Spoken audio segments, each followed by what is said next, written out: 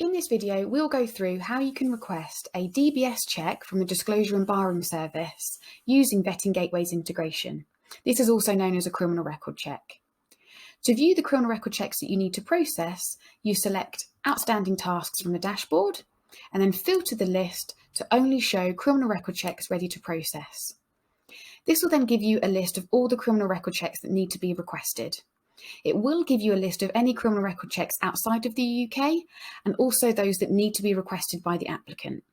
But we're going to look at a criminal record check that can use the VettingGateway integration. If we select Sophie at the bottom here, this will take us directly to her page, and we can select checks at the top of the page, which will scroll us right down to the additional checks section. If we then expand the criminal record section here, it'll give us more information regarding the criminal record check, including once it's received, the date of issue and the serial number.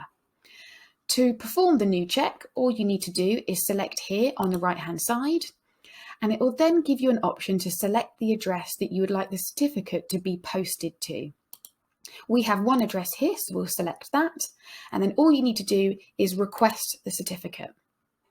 Once you then click this button, you'll then see straight away that the criminal record check is now processing.